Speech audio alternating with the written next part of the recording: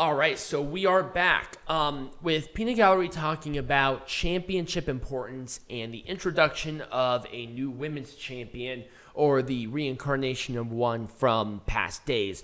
I want to talk about the sometimes very dark history of women's professional wrestling in the National Wrestling Alliance because obviously back in the 30s and especially in the 20s and 30s, women's wrestling was not treated the same as men by a country mile. There was still a lot of, now this was actual misogyny within this organization. And there were some states that did not recognize nor did they not want women in professional wrestling, just as, I hate to say this because it is true, colored folk. Because blacks, Mexicans, Jews, Puerto Ricans, etc., were not allowed to wrestle in certain states. It was only white people that did, and especially men. This man, now, I hate saying this. I do, because I do not like this individual, but Buddy Wolf has to have some credit in introducing women's professional wrestling into the National Wrestling Alliance. Buddy Wolf is an asshole.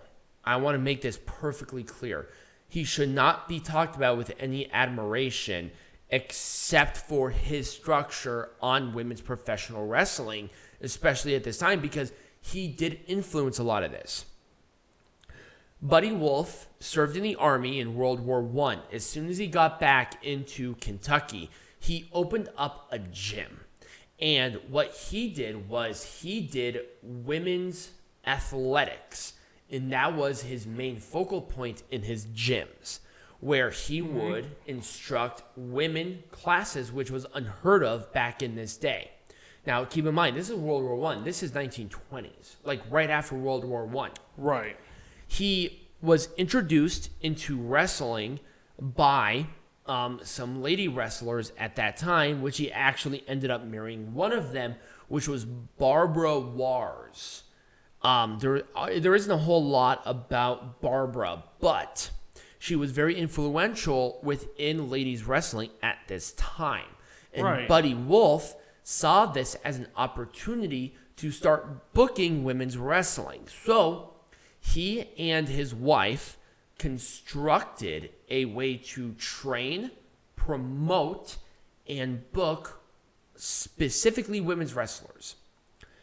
Okay. But then he met another women's wrestler who is probably one of the most influential women's wrestlers pretty much ever, who became his third wife. Right. Who was Mildred Burke. Right. Mildred Burke was the focal point of the National Wrestling Alliance's Women's Revolution at that time. They actually called it that too. But she also wrestled before the National Wrestling Alliance was a thing. Now, Mildred Burke was the first recognized NWA Women's Champion, which was the belt that not only did you see 2 nights ago at Empowerrr, but the belt that you see here. Very similar design to the NWA Women's Champion now with the face in the middle plate. Right. Now, here's the weird thing. Now, this belt was introduced in 1935, so obviously very late. But controversy happened pretty much immediately when not only the belt, but women's wrestling was introduced. Number one, there was only a handful of states that actually took women's wrestling into any kind of recognition. But the commission recognized a women's champion. Right. So states like Florida, Missouri because of Mildred, California, Colorado, I think Louisiana at the time, Kansas, all of these states, I think there were only like a handful of states, those are the ones I can think of off the top of my head, recognized women's professional wrestling and did not consider Mildred Burke a wrestler at all. And actually, that was a huge thing of contention with a lot of wrestlers at the time because Mildred wrestled men. Right. So she would actually go into states that did not regulate women's wrestling because she was wrestling men. So actually, she was an attraction wrestler. Nice. And that's what women were back then. They were not on the same level as men. Right. But here was the issue as well, and Mildred was there too. I'll get into the controversy of Buddy Wolf and Mildred because it is important with the history of women's wrestling at this time. Women's wrestling drew. And not only did they draw, but it drew big. Oh, yeah. It drew huge numbers. Other than the world champion scene, women's wrestling was number 2. Right. And in some territories, it was number 1, where it was demanded, which is why Buddy Wolf really promoted that because he got a huge amount of money. And we'll obviously talk about another individual here in a moment, speaking of Mildred. But Mildred Burke had a very tumultuous relationship with Buddy Wolf during their marriage because Buddy Wolf was a womanizer. He would sleep with the trainees in their camp because Mildred started to train women's wrestlers when she was champion. This came out later because obviously Mildred was very steadfast on keeping quiet at this time up until I think this came out in the 80s about Buddy Wolf's stuff. But here's another thing to consider as well. Buddy Wolf, even though he had a good relationship with the NWA, was not a member of the NWA Commission, ever. Okay. He had the same relationship as Vince McMahon Sr. when it came to their relationship with the NWA, where McMahon was not a member of the NWA, but he had a good relationship with the NWA. So Buddy Wolf's influence reached Canada, and then there was also possibilities that his reach went to Japan, it went to Mexico, it went to Puerto Rico, it went to a bunch of different places. Right. But obviously that was not confirmed because history at this time was very hard to cover, especially when it came to wrestling. So anyway, the divorce of Mildred and Buddy was very poor for her career and very poor for women's wrestling as well. Because Mildred Burke, as the champion at the time, had a 2 out of 3 falls match in 1941 with June Byers. June Byers is once again another big name that we have to talk about when it comes to women's wrestling. Now here's the issue. The commission stopped this 2 out of 3 falls match at the end of fall number 2 because they knew that Mildred Burke could beat June Byers in a shoot wrestling fight. Right. So not only did they stop the fight, but they stripped Burke of the championship and gave it to Byers. Now, here's another thing. June Byers was the daughter-in-law of Buddy Wolf. So there was obvious, controversy there. And unfortunately, Burke really never got another true opportunity at the title after this. Right. And she dealt with a lot of issues with the NWA, which is why she started the World Women's Wrestling Association back in 1954, because she could not wrestle for the NWA anymore because they stopped doing women's wrestling up until another whippersnapper came about. But there was another person that they had a good relationship with at this time, but actually even earlier than that, and that was Mae Young. Huh.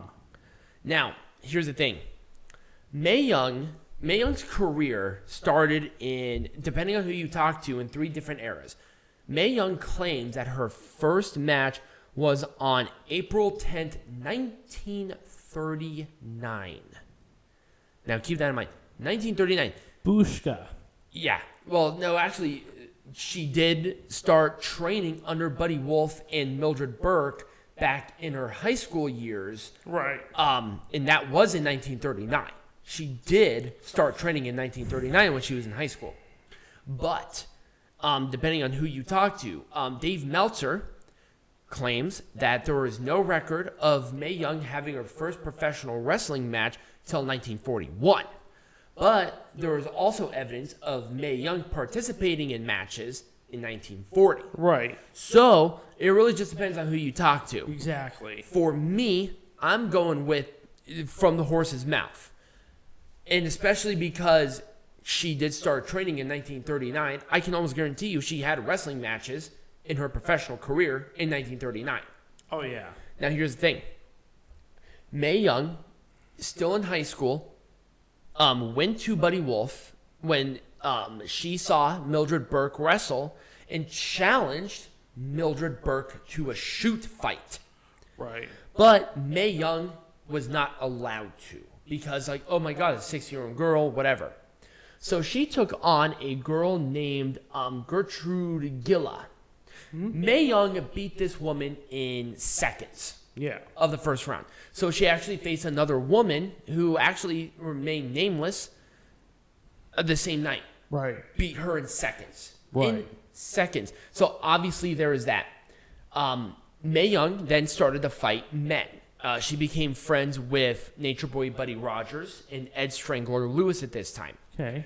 And actually, Ed Strangler Lewis said this, and I quote, "I don't like girl wrestlers. Women should be in the kitchen. But after seeing you, you were born to be a wrestler." This is 1940s. And obviously, Ed Strangler Lewis.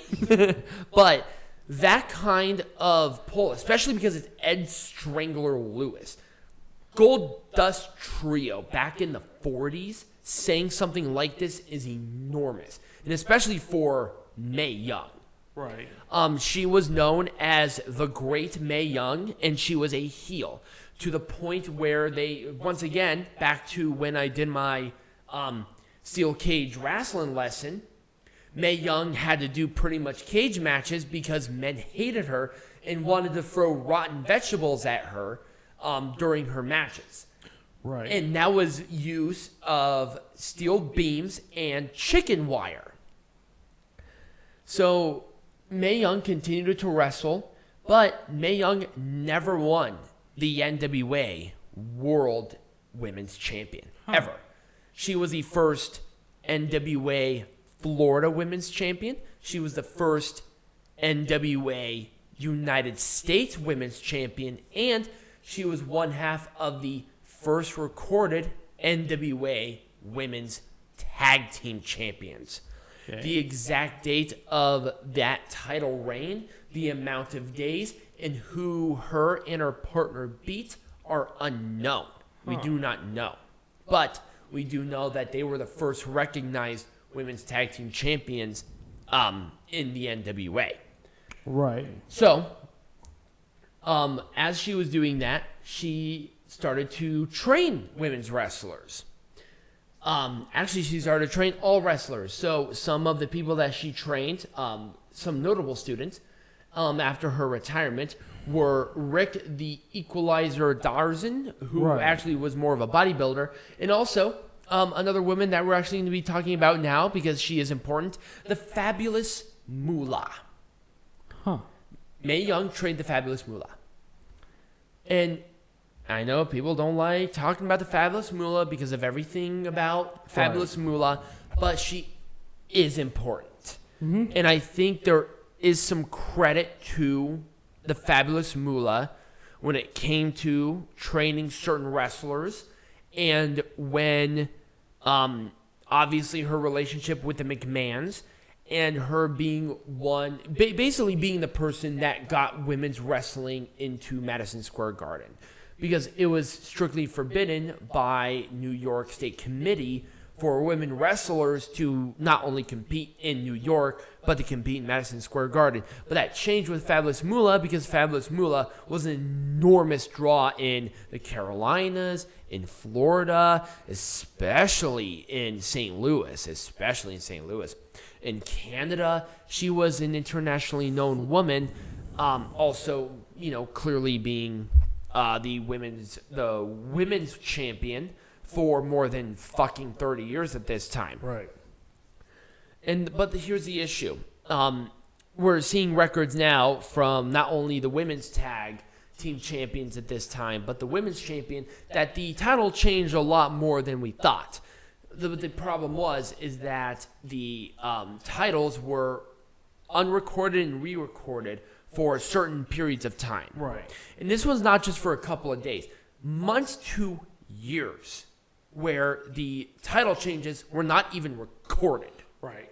So we don't even know how many times not only did the Fabulous Moolah defend the belt, but who beat her for the belt. Right. But knowing Fabulous Moolah, I think they kept that one at least a pretty decent accuratation, because Fabulous Moolah was one of the biggest draws in wrestling at that time for 25 years. And obviously she went to the WWF, sold her championship to the McMahons, and became the first WWF Women's Champion, defending the title in Madison Square Garden, especially against Winnie Rector, and starting the Rock and Wrestling Connection. Here's my thing. And also, after really the Fabulous Moolah's reign, there weren't really big women's wrestlers up until, I think, like the huge push now. Because really the NWA started dying off when the Fabulous Moolah left, which was about the early 1980s. Because there was Jim Crockett Promotions to AWA kind of branched off on doing their own thing, and they never had a women's champion. Mm-hmm. To the WWF, obviously with their takeover, there wasn't really anything else, and nobody really big. You know, we talked about Thunder Kitty, who was around this time as well, but that was a totally different person. And really there weren't like major establishing women's rivalries that really defined women's wrestling within the NWA that did not involve the championship. Right. Especially the women's champion. That's why this was a main focal point. Right. I'm going to end it here soon, but at least I wanted to give you an illustration of the very tumultuous relationship with women's wrestling in the National Wrestling Alliance. And I think it was not only a great thing that your Mildred Burkes, your Judy Byers, even your Mae Youngs and your Fabulous Moolahs really transcended that, especially at that time. Right. But I feel like there is a darker side that we just did not see when it came to women's wrestling in especially with Empowerrr. Right. It's like they did not mention Buddy Wolf whatsoever because of Buddy Wolf's stranglehold on the women's division. I'm sorry, you have to talk about him when you want to talk about women's wrestling in the NWA. You gotta talk about the Fabulous Moolah when you want to talk about this too. They were instrumental parts of that revolution. They are. So that's kind of what I have. So when we come back, we're not only gonna make Empowerrr and NWA's 73rd anniversary Majestic, but we're going to make pro wrestling Majestic again.